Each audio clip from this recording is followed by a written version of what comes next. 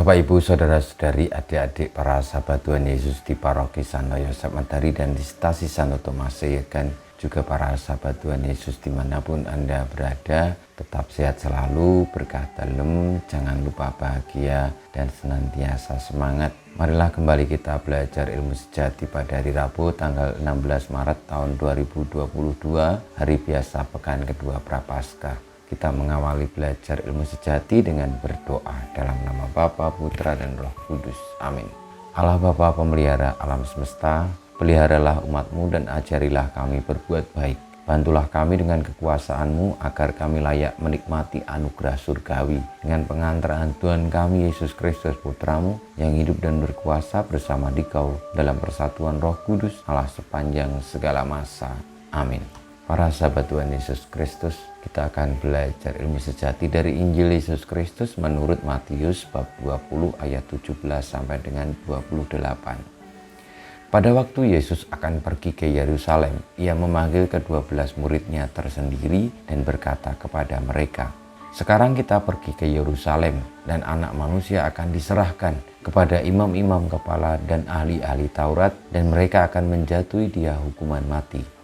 Mereka akan menyerahkan Dia kepada bangsa-bangsa yang tidak mengenal Allah, supaya Ia diolok-olok, disesah, dan disalibkan, tetapi pada hari ketiga Ia akan dibangkitkan." Maka datanglah ibu anak-anak Zebedius beserta anak-anaknya kepada Yesus, lalu sujud di hadapannya untuk meminta sesuatu kepadanya. Kata Yesus, "Apa yang kau kehendaki?"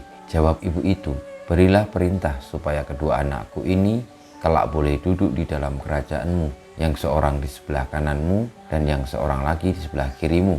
Tetapi Yesus menjawab, "Kamu tidak tahu apa yang kamu minta. Dapatkah kamu meminum cawan yang harus kuminum?" Kata mereka kepadanya, "Kami dapat." Yesus berkata kepada mereka, "Cawanku memang akan kamu minum, tetapi hal duduk di sebelah kananku atau di sebelah kiriku, aku tidak berhak memberikannya. Itu akan diberikan kepada orang-orang bagi siapa Bapakku telah menyediakannya." Mendengar itu marahlah ke-10 murid yang lain kepada kedua saudara itu. Tetapi Yesus memanggil mereka lalu berkata, "Kamu tahu bahwa pemerintah bangsa-bangsa memerintah rakyatnya dengan tangan besi, dan pembesar-pembesar menjalankan kuasanya dengan keras atas mereka. Tidaklah demikian di antara kamu. Barang siapa ingin menjadi besar di antara kamu, hendaklah ia menjadi pelayanmu, dan barang siapa ingin menjadi terkemuka di antara kamu, hendaklah ia menjadi hambamu. Sama seperti Anak Manusia, Ia datang bukan untuk dilayani, melainkan untuk melayani dan untuk memberikan nyawanya menjadi tebusan bagi banyak orang." Demikianlah sabda Tuhan. Terpujilah Kristus.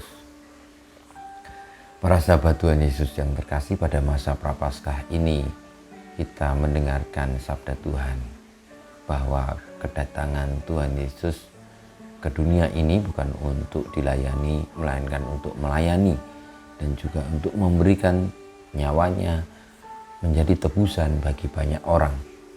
Inilah misi kedatangan Tuhan Yesus, demi menyelamatkan manusia dengan menyerahkan dirinya, mengorbankan hidupnya.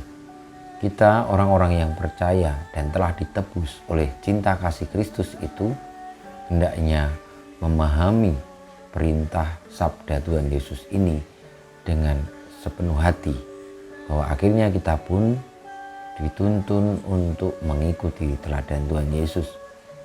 Kedatangan kita dan kita diciptakan ini adalah untuk menjadi bagian dari pelayanan kasih-Nya dan juga berani berkorban untuk keselamatan dunia. Marilah kita mohon berkat Tuhan, kemuliaan kepada Bapa dan Putra dan Roh Kudus, seperti pada permulaan, sekarang, selalu, dan sepanjang segala abad. Amin. Ya Yesus, jadikanlah hati kami seperti hati-Mu, Tuhan, bersama-Mu dan bersama Roh-Mu. Kita semua hidup kita, perjuangan kita untuk mengikuti jejak Tuhan Yesus, mengorbankan diri bagi keselamatan banyak orang, senantiasa dibimbing, dilindungi, diberkati oleh Allah yang Maha Kuasa, Bapa, Putra, dan Roh Kudus. Amin.